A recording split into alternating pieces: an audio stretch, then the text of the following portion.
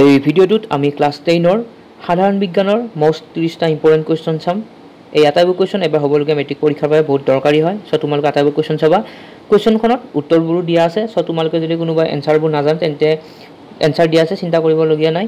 আৰু কোন ষ্টুডেণ্টে এই কুৱেশ্যনবোৰ আগতে চাই থৈছে কমেণ্ট কৰি জনাবা। দেৰি নকৰি আমি এই মোষ্ট ইম্পৰ্টেণ্ট কুৱেশ্যনবোৰ চাওঁ আহা। চ' প্ৰথম কুৱেশ্যনটোত সুধিছে যে তলত উল্লেখ কৰা কোনটো ধাতুৱে কপাৰ সালফেটৰ দ্ৰৱৰ পৰা কপাৰক অপসাৰিত কৰিব পাৰে। চ' সুধিছে কোনটো ধাতুৱে কপাৰ সালফেটৰ দ্ৰৱৰ পৰা কপাৰক অপসাৰিত কৰিব পাৰে। চ' ইয়াত উত্তৰটো হৈছে, তোমালোকে যদি জানা আনচাৰ কমেণ্ট কৰি জনাব পাৰা। আৰু ইয়াৰ উত্তৰটো হৈছে অপশ্যন চি, গ নম্বৰ জিংক। জিংক হৈছে ইয়াৰ উত্তৰ। তাৰপিছত ব'লা নেক্সট কুৱেশ্যনটো চাওঁ। ইয়াতে দিয়া আছে, তোমালোকে দেখা পাইছা। আৰু এই যিটো বিক্ৰিয়া হয়, এই বিক্ৰিয়াটো তলত উল্লেখ কৰা কোনটো বিক্ৰিয়াৰ উদাহৰণ হয়। চ' ইয়াৰ উত্তৰটো তোমালোকে পাৰিলে কমেণ্ট কৰি জনাবা। আৰু যিসকলে এনচাৰটো নাজানা তেওঁলোকৰ বাবে মই এনচাৰটো কৈ দিছোঁ। আৰু ইয়াৰ উত্তৰটো হৈছে অপশ্যন ডি, অপসাৰণ বিক্ৰিয়া হয়। এই যিটো বিক্ৰিয়া তোমালোকে দেখা পাই আছা ফৰ্মুলা, এইটো হৈছে অপসাৰণ বিক্ৰিয়াৰ উদাহৰণ। তাৰপিছত ব'লা নেক্সট কুৱেশ্যনটো চাওঁ। ইয়াত কৈছে যে চিলভাৰ ক্লৰাইড সূৰ্যৰ পোহৰত ৰাখিলে উৎপন্ন হোৱা মল। চ' সুধিছে চিলভাৰ ক্লৰাইডক যদি সূৰ্যৰ পোহৰত ৰাখে তেন্তে উৎপন্ন হোৱা মলবিধ কি, তাৰ উত্তৰটো কি, তোমালোকে কমেণ্ট কৰি জনোৱা। আৰু যিসকল নাজানে তেওঁলোকৰ বাবে মই উত্তৰটো কৈ দি আছোঁ। ইয়াৰ উত্তৰটো হৈছে অপশ্যন চি, অৰ্থাৎ অপশ্যন গ হৈছে ইয়াৰ উত্তৰ। তাৰপিছত পৰা নেক্সট কুৱেশ্যনটো চাওঁ। সুধিছে যে ৰাসায়নিক সমীকৰণ এটাৰ কাৰ্চিনডালৰ দুয়োফালে প্ৰত্যেকবিধ পৰমাণুৰ সংখ্যা সমান হৈ থাকিলে ইয়াক কি সমীকৰণ বুলি কোৱা হয়। সুধিছে যেতিয়া ৰাসায়নিক সমীকৰণ এটাৰ কাৰ্চিনডালৰ দুয়োফালে প্ৰত্যেকবিধ পৰমাণুৰ সংখ্যা সমান থাকে তেতিয়া এই সমীকৰণটো কিহৰ উদাহৰণ হয় তাকে সুধিছে। সমতুল হ'ব, সমধৰ্মী নে সমৰূপী নে এটাও নহয়। আৰু ইয়াৰ উত্তৰটো হৈছে অপশ্যন এ, অৰ্থাৎ ক নম্বৰ সমতুল ইয়াৰ উত্তৰটো। তাৰপাছত তলৰ প্ৰক্ৰিয়াটোত জাৰিত আৰু বিজাৰিত হোৱা পদাৰ্থসমূহ চিনাক্ত কৰা। চ' ইয়াতে প্ৰক্ৰিয়া এটা দিয়া আছে আৰু ইয়াত সুধিছে যে ইয়াতে কোনবোৰ পদাৰ্থ জাৰিত হৈছে আৰু কোনবোৰ বিজাৰিত তাকে সুধিছে। আৰু ইয়াৰ উত্তৰটো হৈছে তোমালোকে স্ক্ৰীনত দেখা পাই আছা।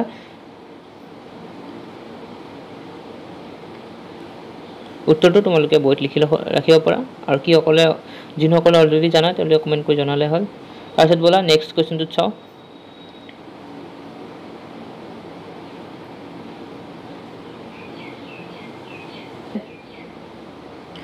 কঠিন পানীক কোমল পানীলৈ ৰূপান্তৰ কৰিবলৈ ব্যৱহাৰ কৰা ছ'ডিয়াম যৌগটোৰ নাম কি। ছ'ডিয়াম যৌগটোৰ নাম কি সুধিছে, যিটোৱে কঠিন পানীক কোমল পানীলৈ ৰূপান্তৰিত কৰে। আৰু ইয়াৰ উত্তৰটো হৈছে, তোমালোকে জানিলে কমেণ্ট কৰি জনোৱা। আৰু যিসকল নাজানে তেওঁলোকৰ বাবে উত্তৰটো স্ক্ৰীনত তোমালোকে দেখা পাই আছা। ইয়াৰ উত্তৰটো হৈছে ছ'ডিয়াম বাইকাৰ্বনেট, অপশ্যন ডি, অৰ্থাৎ ঘ নম্বৰ ছ'ডিয়াম বাইকাৰ্বনেট হৈছে ইয়াৰ উত্তৰ। অজীৰ্ণতাৰ চিকিৎসাৰ বাবে তলৰ কোন ধৰণৰ ঔষধ ব্যৱহাৰ কৰা হয়। কোন ধৰণৰ ঔষধ ব্যৱহাৰ কৰা হয় অজীৰ্ণতাৰ চিকিৎসাৰ বাবে।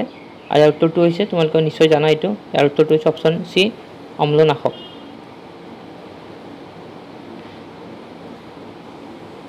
যে লুৰ টাৱা এখন মামৰে ধৰাৰ পৰা বচাই ৰাখিবলৈ তলৰ কোনটো পদ্ধতি ব্যৱহাৰ কৰা হয়। ইয়াত সুধিছে যে কোনটো পদ্ধতি উপযুক্ত যাতে এখন লোহাৰ টাৱা মামৰে নধৰে, তাৰ বাবে গ্ৰীজ ব্যৱহাৰ কৰি নে ৰং ব্যৱহাৰ কৰি নে জিংকৰ প্ৰলেপ দি নে আটাইবোৰ।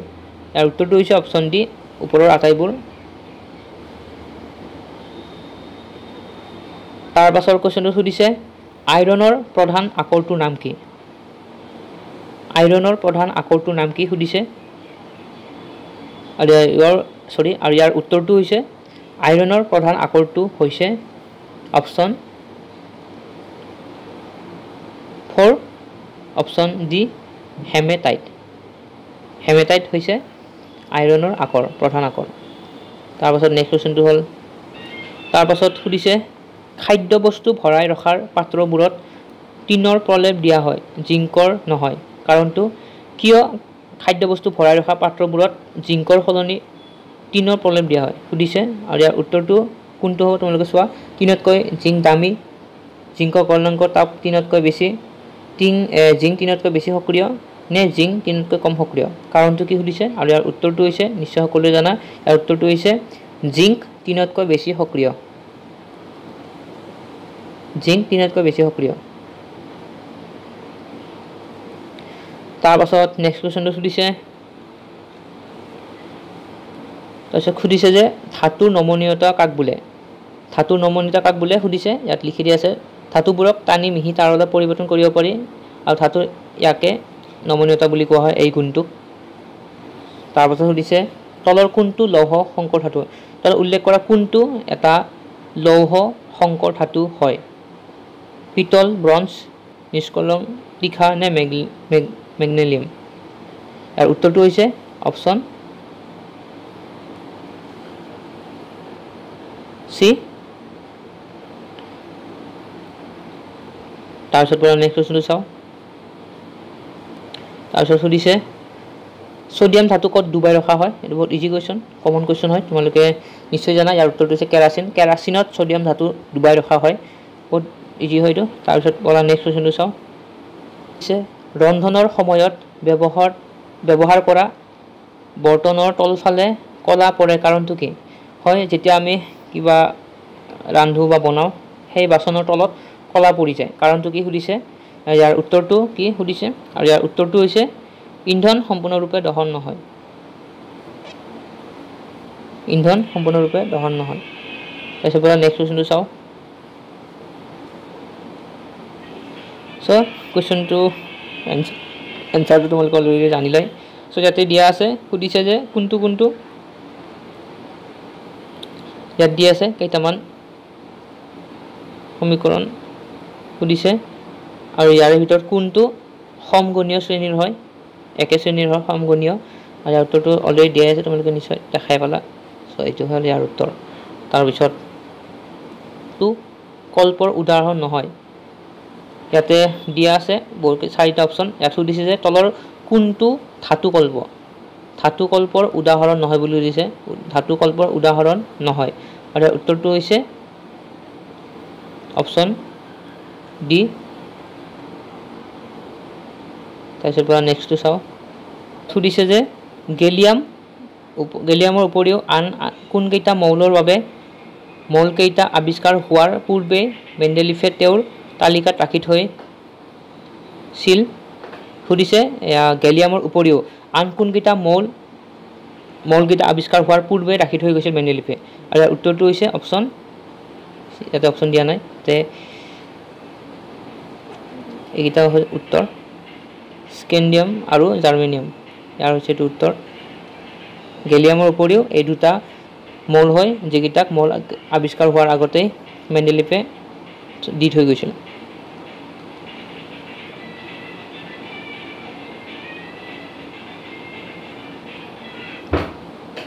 তাৰপিছত নেক্সট কুৱেশ্যনটো সুধিছে ইম্পৰ্টেণ্ট কুৱেশ্যন হয় এইটো সুধিছে যে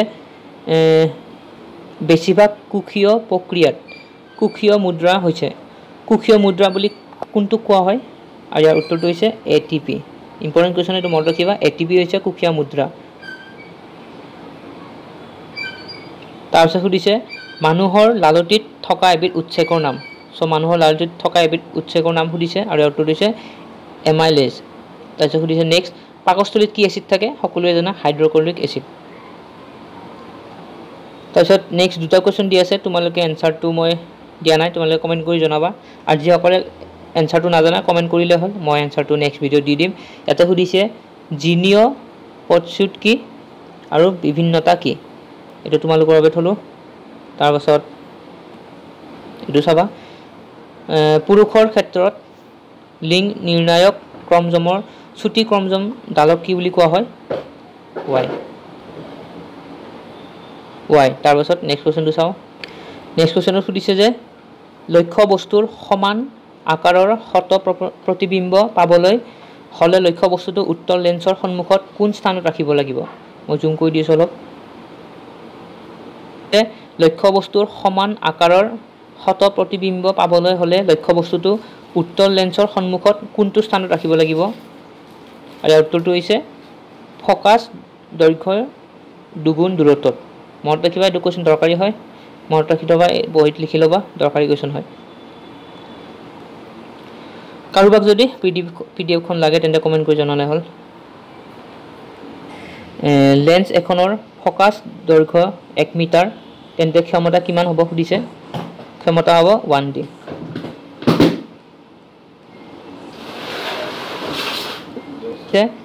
মহাকাশচাৰী এজনে আকাশৰ ৰং নীলাৰ পৰিৱৰ্তে কলা দেখে কাৰণটো কি আৰু উত্তৰটো দিয়া আছে সাধাৰণতে বায়ুত নীলা ৰঙৰ পোহৰৰ সৰ্বাধিক পৰিমাণে বিক্ষেপণ হয় যেহেতু মহাকাশত বায়ু নাথাকে গতিকে তাত বিক্ষেপণৰ প্ৰশ্ন নুঠে আৰু হেহে মহাকাশৰ পৰা আকাশখন নীলাৰ পৰিৱৰ্তে কলা দেখে তাৰপিছত নেক্সট কোৱেশ্চন সুধিছে বৃত্তাকাৰ কুণ্ডলীৰ মাজেদি প্ৰবাহ চালিত হলে সৃষ্টি হোৱা চুম্বকীয় বল ৰেখাবোৰ অংকন কৰিব দিছে সো তোমালোকে এইটো অংকন কৰিবা ইম্পৰ্টেন্ট কোৱেশ্চন হয় পৰীক্ষাৰ বাবে তাৰপিছত সুধিছে জীৱাশ্মজাত ইন্ধনৰ দহনৰ ফলত হোৱা অসুবিধা এটা উল্লেখ কৰা আৰু উত্তৰটো হৈছে কাৰ্বন ডাই অক্সাইডৰ পৰিমাণ বৃদ্ধি হয় যাৰ ফলত গোলকীয় উত্তাপৰ সমস্যা সৃষ্টি হয় জীৱাশ্মজাত ইন্ধন দহনৰ ফলত তাৰপিছত নেক্সট কোৱেশ্চন সুধিছে বিশ্ব পৰিৱেশ দিৱস কেতিয়া পালন কৰা হয় বিশ্ব পৰিৱেশ দিৱস কেতিয়া পালন কৰা হয় বহুত ইজি কোৱেশ্চন আৰু দৰকাৰী হয় পৰীক্ষাৰ বাবে মেট্ৰিকৰ তোমালোকে কমেন্ট কৰি জনাবা এইটো বিশ্ব পৰিৱেশ দিৱস বহুত ইজি হয় তাৰপিছত সুধিছে চিপকো আন্দোলন কোন চনত আৰম্ভ হৈছিল আৰু ক'ত হৈছিল এইটো তোমালোকৰ কাৰণে দিলো লাষ্ট কোৱেশ্চন আছিল এইটো চিপকো আন্দোলন কোন চনত আৰম্ভ হৈছিল আৰু ক'ত হৈছিল এইটো তোমালোকে কমেন্ট কৰি জনাবা তাৰ পাছত বিশ্ব পৰিৱেশ দিৱস কেতিয়া পালন হৈছিল তোমালোকে কমেন্ট কৰি জনাবা আৰু অলৰেডি দুটা প্ৰশ্ন তোমালোকক মই কৰিব দিছিলো হেকিটা যিসকলে জানা কমেন্ট কৰি জনালে হ'ল আৰু যোনসকলে নাজানা তেওঁলোকে কমেন্ট কৰিবা মই নেক্সট ভিডিঅ'ত এনসাৰটো দি দিম তেন্তে ধন্যবাদ ভিডিঅ' চোৱাৰ বাবে আমি নেক্সট আৰু ভিডিঅ' নিছো ইম্পৰ্টেন্ট কোৱেশ্চনবোৰ মেট্ৰিক পৰীক্ষাৰ বাবে এবাৰ হ'বলগীয়া মেট্ৰিক পৰীক্ষাৰ বাবে যিবোৰ ইম্পৰ্টেন্ট কোৱেশ্চন আছে সেই আটাইবোৰ আমি এই ভিডিঅ'বোৰৰ জৰিয়তে লৈ আনিছো সো আজিৰ ভিডিঅ'টো প্ৰথম ভিডিঅ' দিলো ইম্পৰ্টেন্ট কোৱেশ্চনৰ নেক্সট আৰু ভিডিঅ' আনিছো তাৰ বাবে চেনেলটো সাবস্ক্ৰাইব কৰি ল'বা ধন্যবাদ